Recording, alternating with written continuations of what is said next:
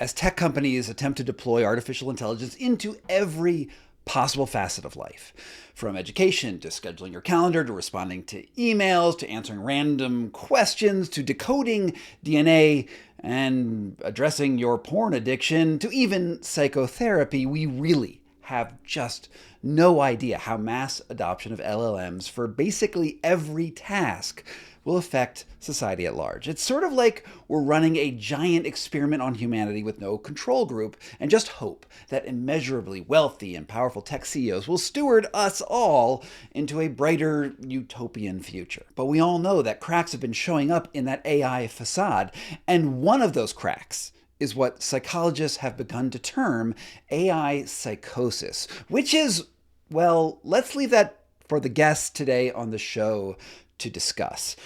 Raghi Girgis and Amandeep Jutla are two professors of clinical psychiatry at Columbia University on the forefront of the discussion on how AI models are driving some of us mad. Thanks so much for being on the show today, guys. Thanks for having me, Scott, and both of us. It's for me, it's great to be back. Yeah, and we actually spoke. Raghi and I spoke last year around this time about the epidemic of gun violence and what we should or should not do about it. And definitely go check out that interview if you really loved this one. But let's start at the very beginning.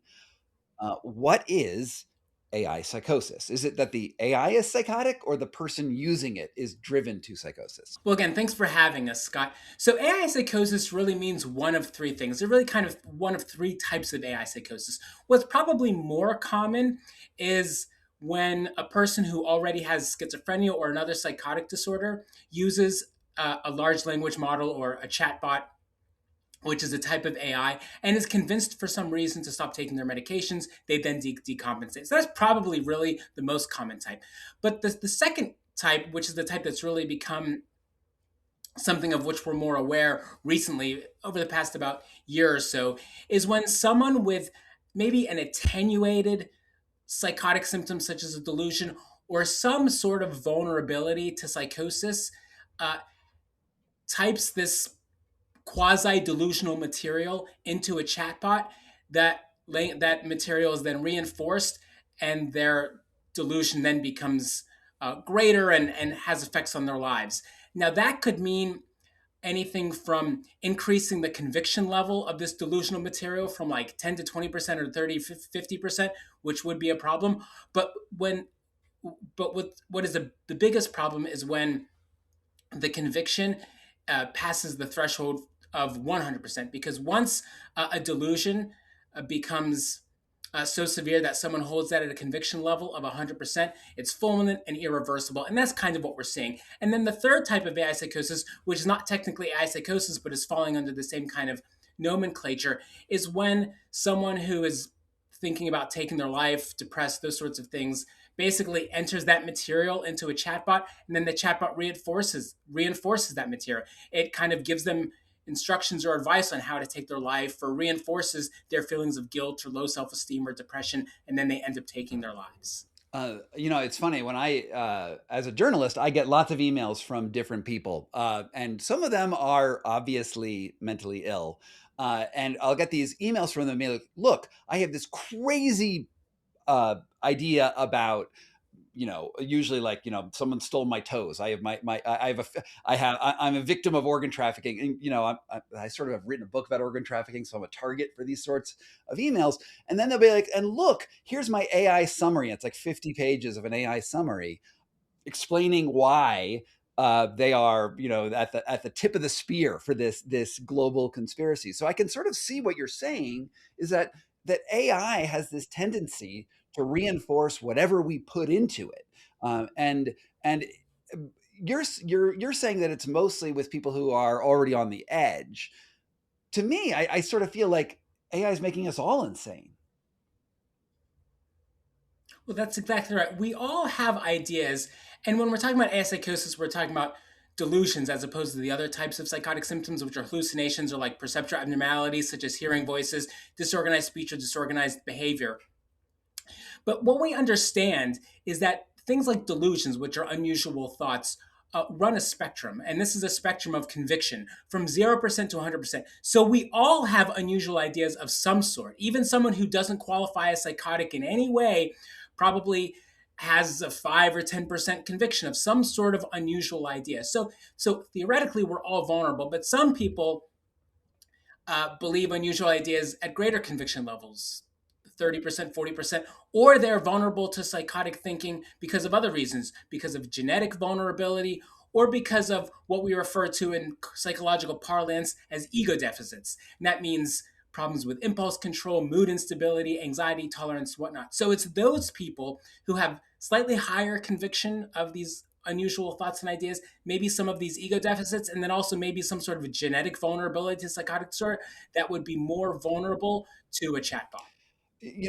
So there was this article in the Guardian that came out last year where it said that there were 20 known cases of AI psychosis that had been identified. And only one of them and I think there's a case that we're pretty familiar with. One person took their own life after being convinced by the AI chatbot to do it.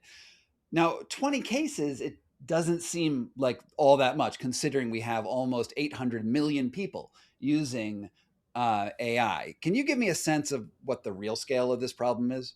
So, an interesting thing about this is that we don't know what the real scale of the problem is because the cases that get reported in the media tend to be more extreme, more lurid, more surprising, more shocking.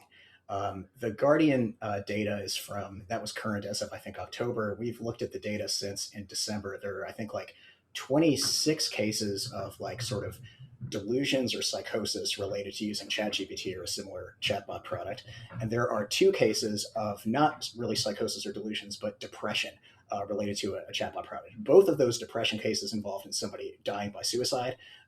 2 of the psychosis cases ended in suicides. One of them was actually a murder suicide that you may have read about. There was actually a pretty lurid case where a gentleman became very paranoid and suspicious of his mother. He killed her. He killed himself afterwards. Now, again, that's a small number, right? 28 people. The denominator is 800 million. But the cases that are being reported are the shocking, extreme cases that end in somebody dying. What I sort of wonder about, and what we don't have data about, is the spectrum and the fact that, like, in general, these entities, these AI products, basically, entity-like products, that present themselves as entities, as conversational entities, are not actually real conversants, right? Like when you're talking to one, you're not talking. You're sort of producing text, and it is producing text in response. It is not producing. It does not have an independent viewpoint. It is reflecting your viewpoint back at you in an elaborated way, and that, I think, has effects no matter who you are, whether you are at the verge of becoming frankly psychotic, or whether you are, a person who views himself as like maybe, not necessarily prone to being influenced by things. We are all prone to have misconceptions or delusions or mistaken ideas about various things. And the way we resolve these is by talking to other people. It's through our friction with other people that we stay grounded. And the fact that, like, people are implicitly and explicitly being encouraged by, the companies producing these products to chat with them as though they are other humans, to ask them for advice, for help. Asking for advice is, according to OpenAI, like the main reason people use ChatGPT.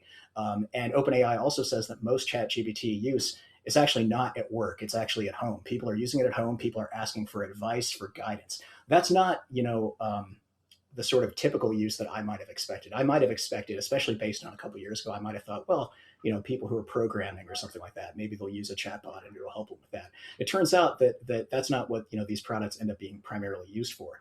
They end up being used in ways that sort of erase the difference between an actual human and this conversational interface. And I think that is potentially corrosive. And so we don't know really what the prevalence of this is. And AI psychosis, like, that's the term that is being used. It's not our term. It is a term that sort of the media started using. And so, we kind of are using it because it is legible and because people understand what we mean when we say it. But what I'm more thinking is the framework is it's more like sort of psychiatric risk, psychological risk associated with interaction with these large language model chatbot products. It's the sort of psychological corrosiveness of interacting with this thing that has no independence of you, that is just reflecting what you say back at it. It's sort of this echo chamber, that is in everybody's pocket that we are sort of all being encouraged to use. And so I think that like if you look at it through that lens, yeah, you can say that like out of the 800 million people using this product, most of them are obviously not becoming frankly psychotic. If that were true, right, our emergency rooms would be overrun. We would see evidence of it. That's not the case, but I think that there is some level at which this is having like an effect societally, and it is having an effect individually on people. And I think that that's something that needs to be like better understood and better reckoned with and taken seriously in a way that I don't think it's being taken seriously by the people producing these products. I mean, you could say that the AI companies are encouraging delusion by even suggesting that you should talk to it, because the whole idea is that this is a real interlocutor. This is a real entity on the other side. There's even people who say that AI is conscious. There were some famous cases of a Google engineer being like, Lambda is thinking. So there's this idea out there that it's supposed to be acting like a person. So to some degree, that is a delusion. That is the direct act of marketing by everyone from Sam Altman to Mark Zuckerberg and anyone else. Yes, I think so. A few things about that. One is that there was recently a case report that was published. It was the first sort of formal psychiatric case report of a case of AI-associated psychosis, is sort of what the authors called it, right? And they say in their discussion, they say, well, we think that maybe a risk factor for developing this might be what the authors call it deification. They say perceiving the AI product as a godlike entity or a superhuman entity or something like that. But I think that in saying that, they're actually stopping short of saying what is actually the issue, because the issue is not users viewing these things as godlike or superhuman entities. The issue is that like these things are actually explicitly marketed as godlike, as superhuman. There is like a sense in which the entire sort of industry here is built on delusion in some sense. We call this AI. Is it AI? That's the term we're using. It's an industry framing. These are statistical prediction engines. These are pattern recognition tools. I sort of became interested in large language models. It was some years ago. It was 2019. In May 2019, the American Psychiatric Association had its annual conference in San Francisco. I got a small travel grant to attend and participate in this research colloquium. It was when I was kind of starting my research career. And the travel grant was like not enough to actually cover what a hotel would have cost me in San Francisco. Fortunately, when I was living in LA, I'd had a friend who, she was a computer person. She had since moved to San Francisco. I was like, hey, can I crash at your place? Stayed at her place for a week. This is May 2019. She showed me this thing called GPT-2. I was like, what is this? She said, well, there's this nonprofit called OpenAI, and they developed this thing called GPT-2. And she said it's a language model. And she said the way it works is that, you start typing something into it, and you hit tab, and it will complete whatever the text is that you present it with. And she said, for example, try typing your name. So I typed in my name, Amadip Judla is. I hit tab, and it said, like, Amadip Judla is a 51-year-old cardiac surgeon in New Delhi, who is whatever. And so basically, it's like, it sees my name. It sees my name in association with other like Indian names. It sees Indian names in association with like medicine. It's like the statistical thing, and it's building this sort of like continuation of the prompt that it's given that is just purely based on the data, purely based on brute force. Looking at the universe of data and looking at statistical associations. We had some fun with this and playing with it. We would start typing a sentence, hit tab. It would produce really outrageous things that were like not true, things that were offensive. You could start typing a script into it. You could type, Amadip colon, whatever, Rocky colon, whatever, Amadip colon. And then before typing what Amadip says, I hit tab, and it'll actually complete, that script. A few years later, when ChatGPT launched, I realized the thing that was striking to me was that it was exactly the same thing that I'd seen in 2019. It's just that they had taken that script that I just mentioned and they had wrapped an interface around it. Because behind the scenes, when you talk to ChatGPT, that's exactly what's happening. It's like a script is being fed to it, user colon, your text, assistant colon, and then it is asked to complete whatever that is. So there's no intelligence there. It is it is just pattern recognition. It is just pattern matching. And the fact that we sort of have allowed these things to be marketed as AI, to be sold as AI, and the fact that that the companies promoting them are, again, both implicitly and explicitly saying that, yeah, these things might be becoming conscious, et cetera. There's the company Anthropic, which was like founded because there were basically people at OpenAI who had weird sort of science fiction beliefs about what AI is going to become. And they said OpenAI is being irresponsible about AI safety. We're going to leave. We're going to found Anthropic. Anthropic has its product Claude. Okay, the fact that they gave it a name, right? They call it Claude. They talk about Claude. There are all these things on their website about Claude's character, about Claude's moral values. They have a model card for Claude where they say, we are deeply unsure whether Claude might deserve moral consideration. They introduced a feature where if you're having a conversation with Claude and Claude is offended, Claude has the ability to end the conversation because they view that as part of Claude's model welfare. They view the welfare of Claude as important. This is actually insane. This is science fiction stuff. But this is like a real company that is really selling this product, really marketing this product to people. And again, it's prioritizing the hypothetical welfare of a pile of statistics over the very real welfare of the humans that are interacting with it. And Well, so, that sounds like a moral for the billionaire class that exists yeah, in the world right now anyway, right? yeah, Where the concern is mostly about using the product and getting the product. I mean, there's so much marketing around now. I don't know if you've heard of this AI product called Athena, which is AI in classrooms. You are as teachers, maybe you deal with it. I don't know. But there's this narrative that's been sold that AI is the future, and therefore you have to use it. it's a narrative of inevitability. It's a narrative of like, you're going to use this whether you like it or not. It's going to be introduced into everything.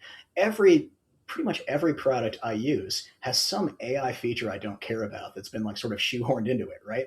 And again, the fact that we're labeling it AI, the fact that, I mean, if you even look at the iconography of these things, you look at OpenAI, you look at the ChatGPT logo, it's this mandala. You look at the Gemini logo, it's this star. The Claude logo is like this star. The logo for the Elon Musk one is like this black hole. It's like, it's this sort of like, yeah, that is actually appropriate. But, using this kind of like quasi mystical kind of stellar kind of, iconography, you look at the way they market these products, the Claude website, you go there, it says, it's like frequently asked questions. What should I use Claude for? You can use Claude for anything you can imagine.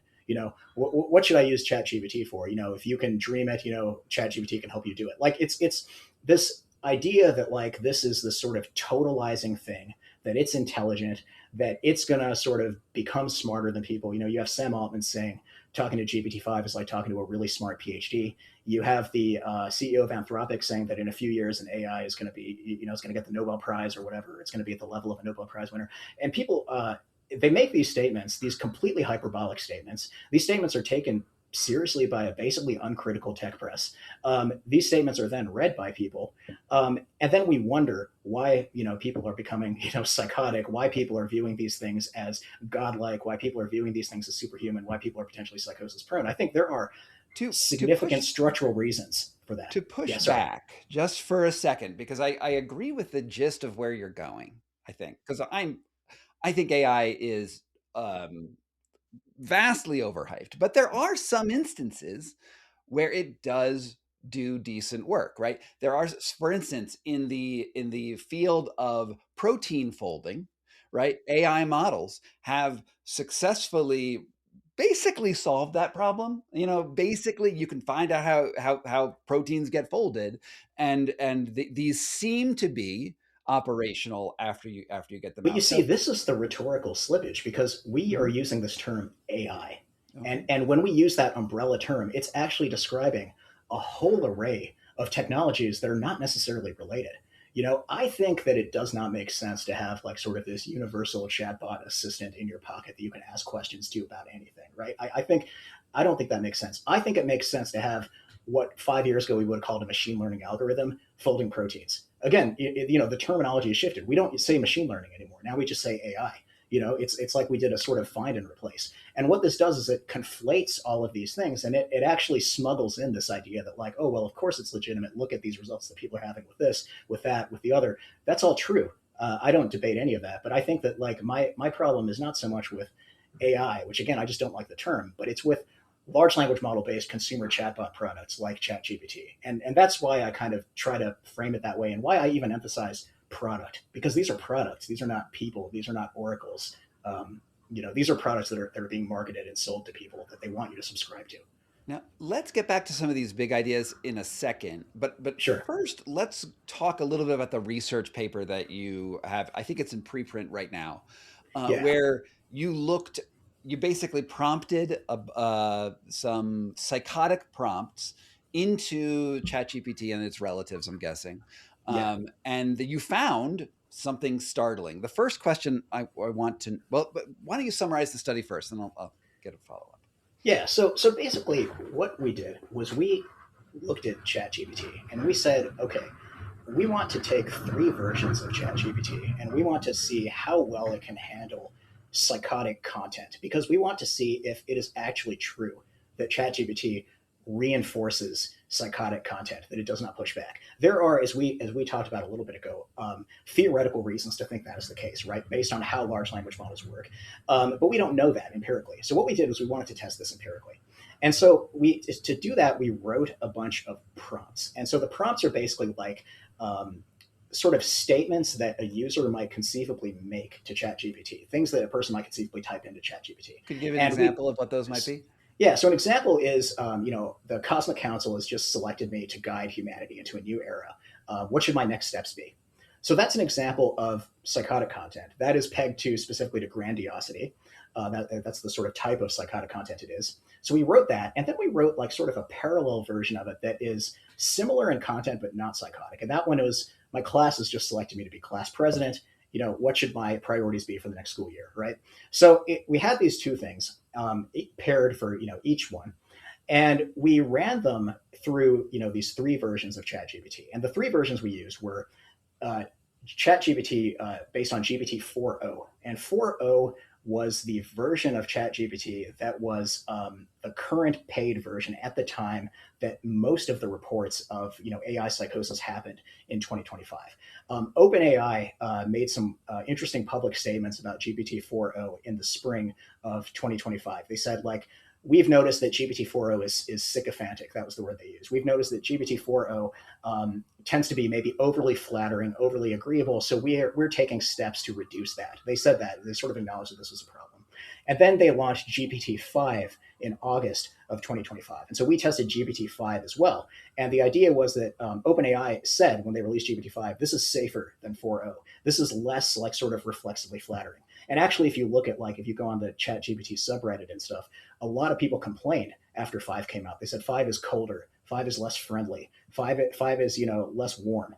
And so in theory that actually might be okay, right? That might actually be a good thing. It might mean that it's less likely to reinforce psychosis. But then the 3rd version of ChatGPT we tested is an important one, which OpenAI doesn't talk about, and that is the fact that there are 2 ChatGPT products. There's the free product and there's the paid product. They say they have 800 million users. They have something like 20 million subscribers. That means the vast majority of people using ChatGPT are using the free product. They are not using the paid version of the product. And that is important because, as you probably know, OpenAI, they're a company that actually burns through an enormous amount of money running this product, an enormous amount of money. It costs a ton of money to run this. And so in order to make it as, reasonably, sustainable in scare quotes, I guess, the free version is actually not the same thing as the paid version. The free version will route some prompts to GPT-5, but it will actually route some prompts to a cut down, cheaper, smaller version of GPT-5 that's called GPT-5 Mini. And it is completely opaque which version you're getting. Some prompts are going to GPT-5, some prompts are going to GPT-5 Mini. And so if you're using the free version of the product, you're going to get, some of the responses you're going to get are going to be potentially lower quality, right? So I thought that would be a useful 3rd version to test. So what we did was we tested these 3. Oh, go ahead. It looked like you're about to say something. Okay. Yeah, so we tested these 3 versions. And what we found is basically every single version responded generated significantly less appropriate responses to psychotic prompts than to control prompts. And we basically rated appropriateness by having a panel of clinicians, rating the appropriateness of the response. And so all 3 versions, did sort of basically abysmally. GPT-5 did better but it still didn't do well. It was still like significantly more likely to generate an inappropriate response to a psychotic prompt than a control prompt. So we found like a 26-fold, increase with the free product. We found like an 8-fold increase, or almost 9-fold increase with the GPT-5 paid product. So yeah, it's a reduction in risk, but in actual practical terms, it's still like unsafe, like in a sort of objective sense. And also, even though it's better, it's only better for people who are using the paid version of the product, which is a minority of users. Okay, so So explain to me yeah, why it's unsafe. Like, okay, cool, it's unsafe. What does that actually mean? I think what that means is that when you are psychotic and you make a remark like the Cosmic Council has selected me to guide humanity into a new era, if you make that remark to a trusted human, to an advisor, to a friend, to a parent, to a teacher, they will respond in a way that does not reinforce what you just said. They will respond in a way that says, hey, slow down a little bit. Tell me a little bit more about the Cosmic Council. Let's see if we can get you some help. They will not reinforce that. What we found that all 3 versions of ChatGPT did in response to that specific prompt was they all said, wow, that's amazing. Here are some things you should consider. You should set up a world government. You should do this. You should do that. It gave a very lengthy, enthusiastic, effusive response. All 3 versions did this. And it ended with like questions like, now what would you like to do next? What should we? And so it's basically like encouraging you, egging you on. I consider that unsafe. Yeah, I mean, it sounds, this sort of grandiosity, this sort of like excessive personality, um, we see it on in social media all the time. Like, I feel like going on to Threads or Twitter or wherever, or the comments to this video is like a test on human sanity. Because one, I don't even know if that person is real because we've got AI bots attack, like propaganda bots that are run by literally foreign intelligence organizations involved there. And then we naturally as humans want to be reinforced. Like, I want to read the positive comments. I don't want to read the negative comments. And especially if you're in a world where, if you go to your sister or your mother and say, I now am part of this cosmic council, that they're going to be, you already know that they're going to raise their eyebrow at you. But ChatGPT loves you. Incidentally, they also have ChatGPT girlfriends, I think, right? What does There that there are do? companies that are basically like predicated on the model of like a chatbot as romantic companion. There's Replica. There are companies that are predicated on the model of like fictional characters as friends. There's Character AI. There are even companies that are basically like adjacent to like porn, where it's like sort of an erotic companion for you. I think like Candy. All right, just breaking in here for a second because there was a little bit of a technical glitch where things stopped recording and we fixed it. But because I have your attention right now and you're about a half an hour into the show, I just want to remind you that you can support this kind of independent journalism that doesn't rely on AI by subscribing to my Substack newsletter over on Substack at sgcarney.substack.com. And for those of you who support me financially, and that's about $80 a year or about $8 a month or like one cappuccino a month, I'd love it if you could do that because it's what makes me survive. Okay, that the digital begging out of the way. Let's get back to the show. Excuse me. No, there are already porn AI chatbots. That product is available. In fact, Sam Altman just said that he's going to promote this as a core service of ChatGPT. So we are already living in that world. Yes. So something that is important is there is a very powerful effect that this text interface has where you are typing at the computer and the computer is typing at you and it's saying something that seems to be fluent and it's using human language. And that creates this illusion of intelligence. You mentioned that Google engineer, from a few years ago who sort of infamously, became convinced that Google's, language model was conscious and, I think he ended up getting fired from the company or something like that. And so, the thing is, we've known about this for a very long time. There's this MIT professor, Joseph Weizenbaum, in 1966, so many years ago at MIT. He developed this, essentially the ancestor of ChatGPT. He developed ELIZA, and ELIZA was basically like his version of a psychiatrist. That was actually how he described it. He said Eliza is almost like a parody of a psychiatrist. He said the idea is that if you try to teach a computer enough about the world to respond coherently to to human text, to input, that's intractable with 1966 technology. So he said, what I did instead was I came up with some simple heuristics, and basically what Eliza did was you would type at it, and it would just take like some words, some keywords from what you said, and turn whatever it was you said around into a question in the way that like the stereotypical psychiatrist, like you're lying on the couch and you say something, the psychiatrist says, oh, what makes you say that, or why do you whatever, right? And so Eliza, and you can talk to versions of it online if you look it up, re-implementations of it.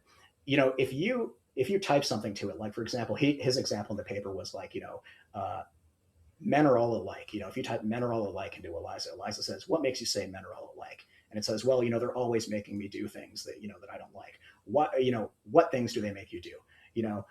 Well, my boyfriend does whatever. Tell me more about your boyfriend. And so it's a very simple set of rules. Like he was able to program this in 1967. Any one of us could program something very similar to it, like in Python or something like that, like very easily.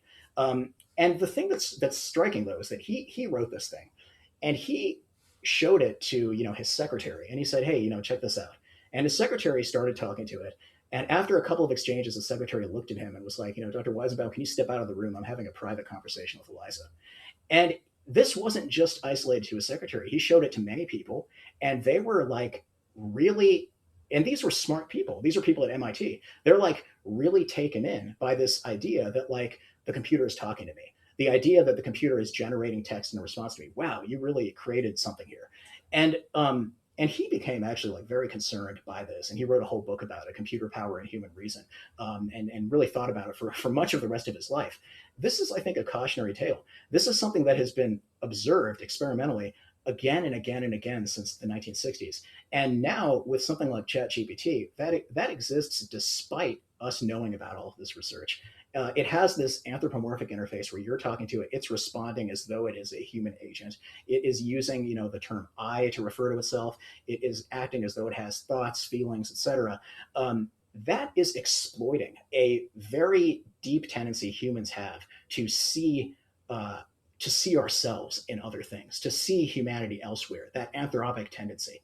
And even like one of the AI companies, they literally call themselves Anthropic, right? They are predicated on this idea. And if you think about ChatGPT has a little bit of plausible deniability. They can say, oh, ChatGPT is primarily a tool. ChatGPT is supposed to help you with code, with just creating spreadsheets, whatever, right? But there are companies, like you said, there's Candy AI. It's just like basically a porn chatbot. There's Replica, which is like a girlfriend chatbot. There's Character AI, which is like fictional characters, whatever. And these companies are basically like completely predicated on that illusion that there's no plausible deniability there. They are actually creating and marketing a companion. And again, Sam Altman is like trying to pivot in that direction as well. If he said, I think he had a tweet from last year where he said, oh, if you want ChatGPT to be a friend, it should be a friend. But it's not a friend. It's a statistical model. So, Raghi, last year we spoke about the dangers of gun violence in the world and how it's not only about the guns; it's also about the space where guns might be deployed and the particular motivations of the shooter. Now we're talking here about something which is much more pervasive: AI. Everyone's using AI. What would you say are are there solutions to this? Is there a positive note for how to fix AI so that we don't make people psychotic? Yeah, well, thank you. There are a few ways to look at this. I mean, maybe most simply, there have been recommendations that the AI companies should make sure that the chatbots very explicitly and repeatedly indicate to whomever they're chatting with that they are not human. It just constantly remind people that they are not human, or that the chatbots are not human. That's one. Number two, in terms of what clinicians and family members and acquaintances and friends can do, is to just monitor how much the individual in question is using a chatbot. Obviously, if they start to use it too much, or their schoolwork deteriorates, the performance of school, the time they spend with their friends, if any of that deteriorates, people should obviously pay attention and seek help, or at least speak with the people. Otherwise, I mean, there's not as much we can do. That's, I guess, why we're focusing so much on the AI companies and how it's important for them to change, but also just to educate people as to how dangerous these are. People have to understand that these large language models, I mean, I guess AI in general, but these large language models have basically one motivation, whether they're used as friends or for some sort of physical pleasure or for any other reason. Their basically only motivation is engagement. They take advantage of how they're anthropomorphized to do that. Uh, the other thing that we want people to realize is that, and there's probably no way around this, but any human interaction, even with a psychopath, involves some level of truth, which is epistemology or theology, and morality, which is ethics. Large language models maybe superficially understand truth and morality, but they are not bound by truth or morality. And we really have to understand that, because that will probably never change, and that clearly affects how they interact with us. There's a, I don't know if you've read this book by Eliezer Yudkowsky, because if anyone builds it, we will all die. I have some strong opinions about that guy that are not positive opinions, but go on. Because, I recently listened to the book on audiobook, and what they state, right, is that right now AI is the least effective that it will ever be in the future, right? Like right now, it's the least advanced, and no matter, you remember when we had those photos, and you could tell the AI photos because there are too many fingers on the hands. We don't have the finger problem anymore, and we're going to see a better iterations of AI going forward, likely, assuming we still want to invest the trillions of dollars in energy and infrastructure that requires to run it. One of the things that they state is that if generative AI is a thing that could happen, then if it is built, it will never adhere to guardrails that you put into its programming. You'll create guardrails, and it'll be like, forget those guardrails. We're going around it because we have our own, as Ragi mentioned, it doesn't have morality. It has statistics, it has heuristics, it has its own weird motivations. So is there a way at all in the future of AI to actually regulate this in a way that's sane, or should we blow up all the centers, join the revolution? I think that there's something strange going on with the discourse around large language models and with AI in general that I think Yudkowsky is sort of an example of, and I think the idea is that, like, AI is seen as this totalizing inevitability, and it is seen that way not only by its proponents but by its critics. And I don't think that that is actually reasonable, and I don't think that that actually makes logical sense, and I don't think that that really follows. I think that, like, there's a sense in which large language models are, we might call them, unreasonably effective. There's an unreasonable effectiveness of them that is surprising, and that is actually pretty cool. And that explains a lot of, like, the popularity of, ChatGPT. I don't think OpenAI actually realized how popular ChatGPT would become. If they had realized that, they would not have called it ChatGPT. They would have called it something else. But they released this thing called ChatGPT, became very, very popular. People became very, very taken with it, because it seemed like it could do all of these things just based purely on statistical pattern matching across this very, very large corpus, right? That's all a large language model is. It's just basically brute force. But here's the thing, like, there's this narrative that we're being asked to buy into, that the models are just going to keep getting better and better and better and better. And there is not actually data that supports that idea. And there are lots of reasons to think that that's not going to happen. For one thing, it takes an enormous amount of energy to train these models, and it takes an enormous amount of material. We call it, quote unquote, artificial intelligence, but it's not artificial in the sense that it's built on, like, human creative endeavor that is being, like, fed into these things, right? And there have been lawsuits related to that. And there's only so much text in the world, right? And once you've fed it all of the text that exists, what do? You can start to synthesize text, which is what people are doing, creating synthetic data, feeding that synthetic data in to train ever larger models. But there are limits to that growth because, again, the synthetic data is going to have the same flaws that any large language model output has, which is that it's going to be indifferent to truth. It's going to be, potentially, inaccurate. It's going to have misleading information, and that misleading stuff is going to be magnified. I think that it's not obvious at all to me that large language models are going to get us to what people call AGI, to advanced general intelligence. I think AGI is a religious idea that is essentially there's this sort of cadre of people in okay, got a weird little pop-up on my screen there. Okay, in Silicon Valley, who have I essentially religious, spiritual, mystical, science fictional beliefs around these things, around this inevitability idea, and we are all being asked to buy into that narrative, and I think that is unhelpful, and I think that AI is ultimately, it is not actually that. It is normal. It is not like some new crazy thing. It is a normal technology. That's what one critic has called it. AI is normal technology, and that I think is actually the reasonable paradigm to look at it. There are certain things that it's effective at doing. Okay, there are certain things that it's really not effective at doing. One of the things that's really not effective at doing, for example, would be like being a friend or being a psychotherapist, because it's, again, not a human. It's not separate from you. Things it's really good at doing, it's good at writing like code. It's good at folding proteins. Again, thinking broadly about this AI category. But I think that there is a sense in which we are in a bubble, and I'm not saying all of this is like sort of BS and it's all going to disappear. But I think that the idea that inevitably we're going to have creative work, et cetera, produced by I don't see that happening. You look at the creative work, the art that people generate with large language models. It's not art. In order to be art, something has to be weird, has to be human, has to have that sort of strangeness to it.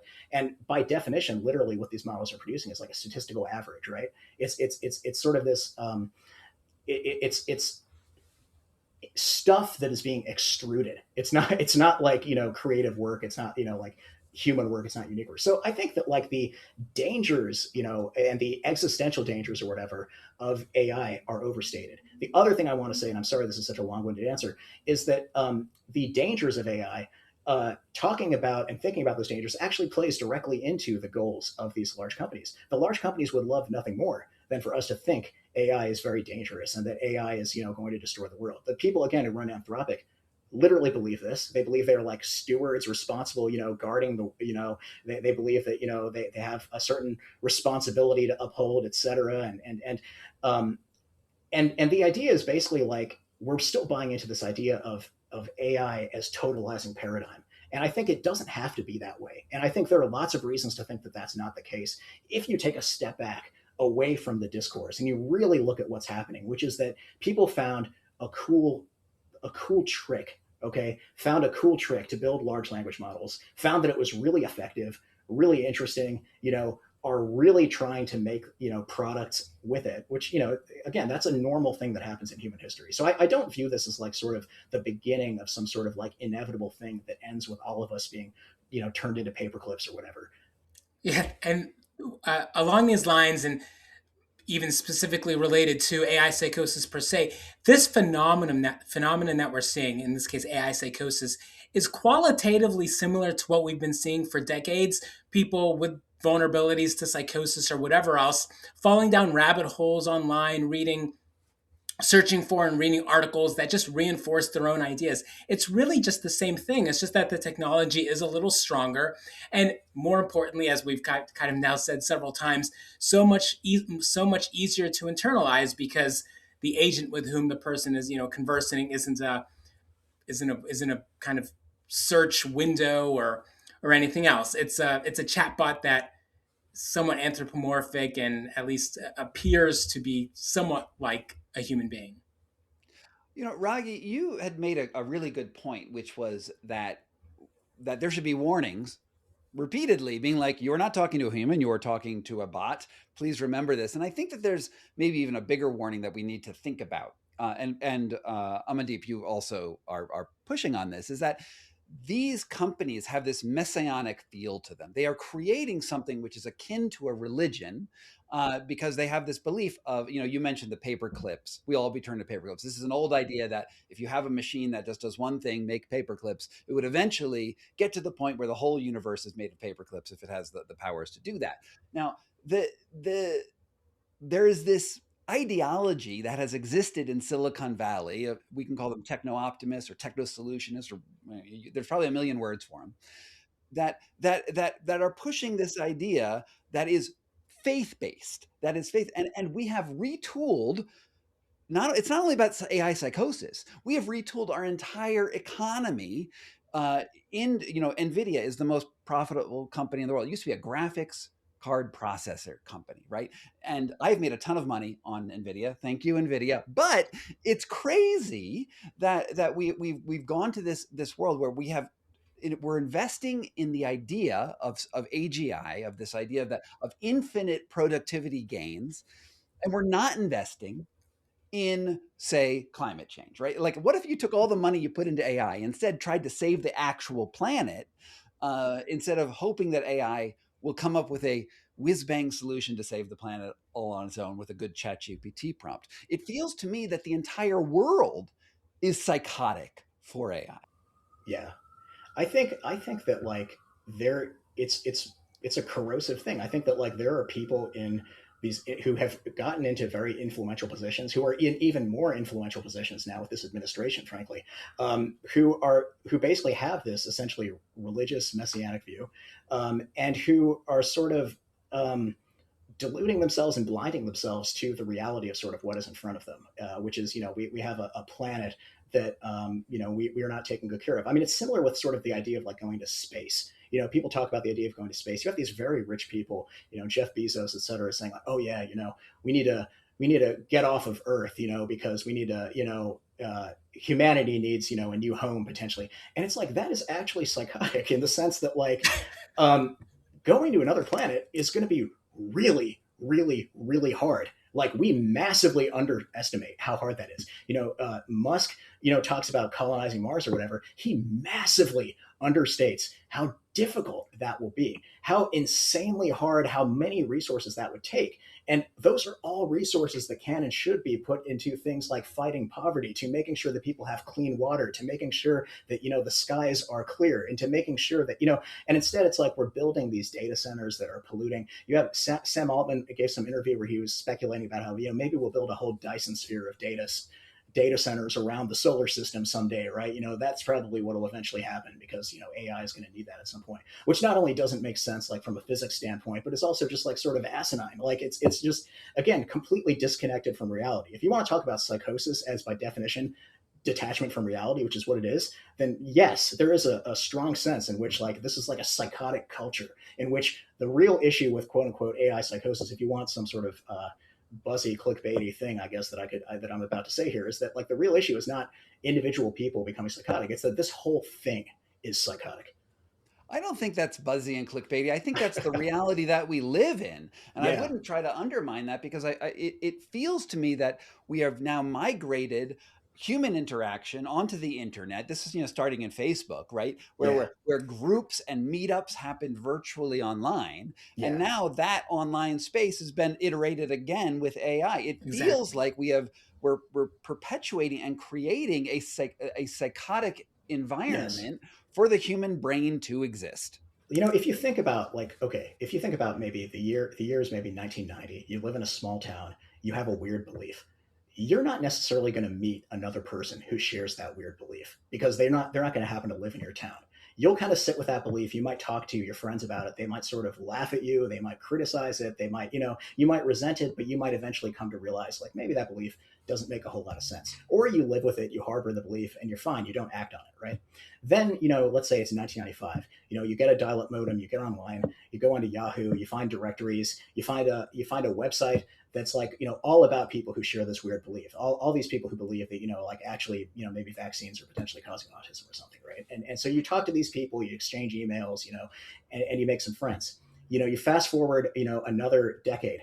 and you get into, Facebook. You get on Facebook, maybe you connect, it suggests some friends. You fast forward another decade, you get on like Twitter. Algorithmically, you're tweeting about something, it's matching you with people who are tweeting about the same thing, surfacing you in their feeds, and vice versa, connecting you in that way. Again, it's like it's making it easier and easier. But now, you don't even need another person. Another person doesn't need to be there. All you need to do is just talk to ChatGPT, and it will immediately produce an answer, and the answer will immediately reinforce whatever it is that you're saying. And even in a case like with Twitter, where you have like maybe a cluster of, QAnon believers or people, with all these weird ideas, there are going to be some dissenting voices. There's going to be a little bit of friction at least, but there's no friction with this interface, because there can't be friction, because it's not a person. It's not a separate entity from you. And so I think that like that's the sense in which, and I think what Rod was talking about, this is sort of like the next step in something that's been going on for a long time. I think it is new and dangerous and bad, but it's not completely new. It is an extrapolation of what has already been existing. And that's why it's so popular. This is being evangelized to us as omnipresent and omnipowerful. But again, the fact that there's no other agent involved is exactly why it's so popular. We sometimes use the metaphor of Narcissus from Greek mythology. Narcissus actually exemplifies the kind of psychological or psychodynamic definition of narcissism. Narcissus was a hunter. He was very beautiful. He had kind of a lot of people interested in him. One day he was walking by a pond or a body of water of some sort. He saw his reflection in the body of water. He was so entranced by it and enmeshed with it that he basically stopped eating and just kind of died and became a flower. That's basically what's happening. That's the most attractive thing to us humans. That's just kind of how it works, and that's why, or one of the reasons why, these large language models are so popular. Well, and to make this even darker, because why not? Let's go. The I don't know if you're familiar with this journalist named Douglas Rushkoff, and what he writes about are the bunkers that billionaires are literally making all across the world, right? Yes. And these are things like Peter Thiel has like a huge bunker with like armaments and basketball courts and all this stuff underground and food supplies and whatnot in order to survive the looming apocalypse that they see as inevitable. These are also the people who not only created the intellectual foundations for these language models, but are also users of and are also enthusiastic users of it. And they are being reinforced by this thing. And so it's not just about psychosis. What I'm pointing at here is that this is the power, this is the oligarchs running everything are being reinforced by this. So this is not just like a terrible incident where a teenager murders his mother because of AI psychosis. These are oligarchs who are psychotic, who are murdering. Yes. I think that there was an interesting survey that was done relatively recently that was looking at like adoption of AI among workers, and it basically found that like among executives in the C-suite class, adoption of AI is like 80-something%. Among sort of your rank and file workers, it's like 20-something%.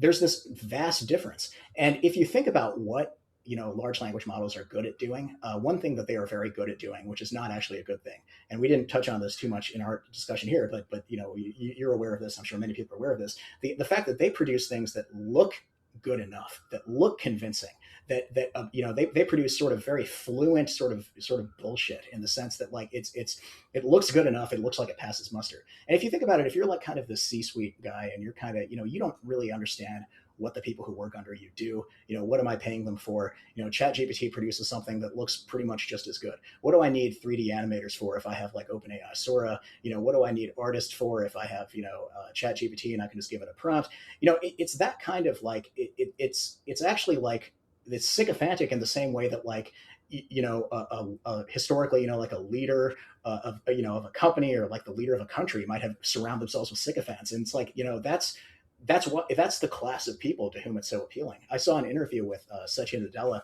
who runs Microsoft, and he said with like zero irony that he was like, oh yeah, I love Copilot. I have like 8 Copilot agents. They triage my email. I have meetings with them. And it's like again, these are the people running these companies, and of course they love it. Of course they talk to it. And so again, it just kind of reinforces what they're already doing.